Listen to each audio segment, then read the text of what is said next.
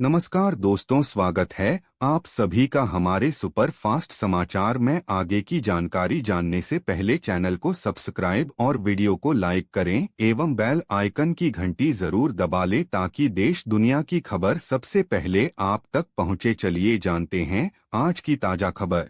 Iran और Israel के बीच संबंध आज के समय में दुनिया के सबसे संवेदनशील और तनावपूर्ण मुद्दों में से एक हैं। यह केवल दो देशों की दुश्मनी नहीं है, बल्कि इसके पीछे इतिहास, धर्म, राजनीति, सुरक्षा और वैश्विक ताकतों का गहरा प्रभाव जुड़ा हुआ है। इस पूरे मामले में दोनों देशों की क़ियादत यानी नेतृत्व की भूमिका सबसे महत्वपूर्ण होती है, क्योंकि वही तय करते हैं कि हालात शांत रहेंगे या संघर्ष की ओर बढ़ेंगे। ईरान और इजराइल के संबंध हमेशा से ऐसे खराब 1979 की इस्लामी क्रांति से पहले ईरान और इजराइल के बीच अच्छे संबंध थे। उस समय ईरान इजराइल को मान्यता देने वाले मुस्लिम देशों में शामिल था। दोनों देशों के बीच व्यापार और सुरक्षा के स्तर पर भी सहयोग होता था। लेकिन जब ईरान में इस्लामी क्रांति आई और नई सरकार बनी, तब से इजराइल के प्रति उसका रवैया पूरी तरह बदल गया। नई क़ियादत ने इजराइल को दुश्मन घोषित कर दिया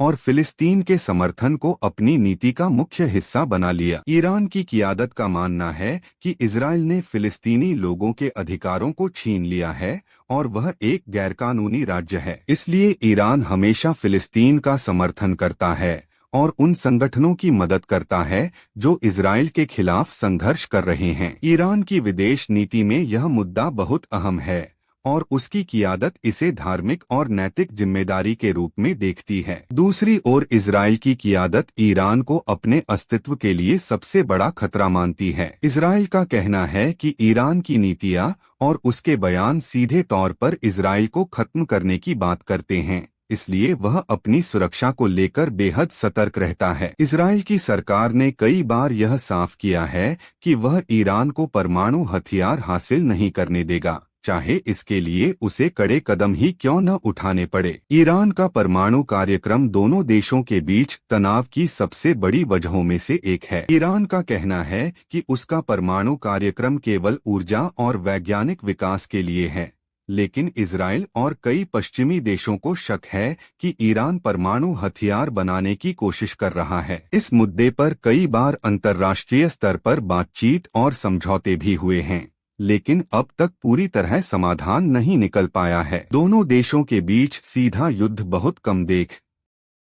ईरान के प्रधानमंत्री वास्तव में इब्राहिम रईसी द्वारा किया गया बड़ा ऐलान हाल के समय में अंतर्राष्ट्रीय राजनीति और क्षेत्रीय संतुलन के लिए महत्वपूर्ण माना जा रहा है। यह घोषणा ऐसे समय में सामने आई है जब मध्य पूर्व में तनाव लगातार बढ़ रहा है और वैश्विक शक्तियों की नजरें इस क्षेत्र पर टिकी हुई हैं। ईरान की सरकार ने अपने नए ऐलान में देश की सुरक्षा, आर्थिक मजबूती और विदेश नीति को लेकर कई अहम फैसले लिए हैं। इस ऐलान का मुख्य उद्देश्य ईरान को आत्मनिर्भर बनाना और बाहरी दबावों का मजबूती से सामना करना है। सरकार का कहना है कि अब देश किसी भी प्रकार के अंतर्राष्ट्रीय दबाव में आकर अपने राष्ट्रीय हितों से समझौता नहीं करेगा। इस घोषणा में सबसे प्रमुख बात यह रही कि ईरान अपनी रक्षा क्षमता को और मजबूत करेगा। सरकार ने संकेत दिए हैं कि देश अपने मिसाइल कार्यक्रम और सैन्य तकनीक को और विकसित करेगा, जिससे किसी भी संभावित खतरे का सामना किया जा सके। इस कदम को क्षेत्रीय सुरक्षा के लिहाज से काफी अहम माना जा रहा है,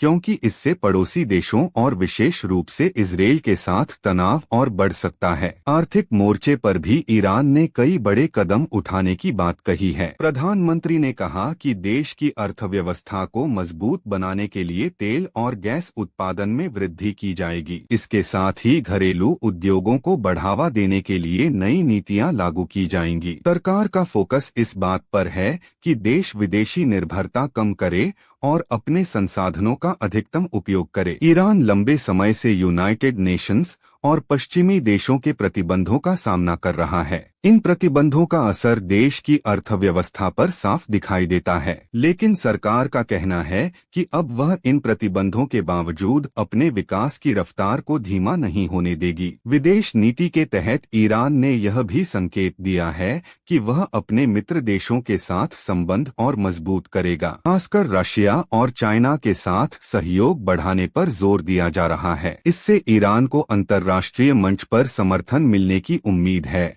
और आर्थिक सहयोग भी बढ़ सकता है। इस ऐलान में परमाणु कार्यक्रम को लेकर भी चर्चा हुई। ईरान ने साफ कहा कि उसका परमाणु कार्यक्रम पूरी तरह शांतिपूर्ण उद्देश्यों के लिए है, लेकिन वह अपनी तकनीकी क्षमता को कम नहीं करेगा। इस बयान ईरान एक प्राचीन और समृद्ध इतिहास वाला देश है जो मध्य पूर्व में स्थित है। इसका इतिहास हजारों वर्षों पुराना है और यहाँ कभी शक्तिशाली फारसी साम्राज्य हुआ करता था। ईरान की राजधानी तेहरान है जो देश का सबसे बड़ा शहर और आर्थिक केंद्र भी है। ईरान प्राकृतिक संसाधनों विशेष रूप से तेल और गैस के लिए प्रसिद्ध है। यह दुनिया के प्रमुख तेल उत्पादक देशों में शामिल है। इसके अलावा यहाँ की संस्कृति, कला, वास्तुकला और साहित्य भी बहुत समृद्ध हैं। पारसी भाषा फारसी पर्शियन यहाँ की आधिकारिक भाषा है। ईरान की भौगोलिक स्थिति इसे रणनीतिक रूप से महत्वपूर्ण बनाती है क्योंकि यह कई महत्वपूर्ण देशों और समुद्री मार्गों के पास स्थित है। यहाँ का खानपान जैसे कबाब,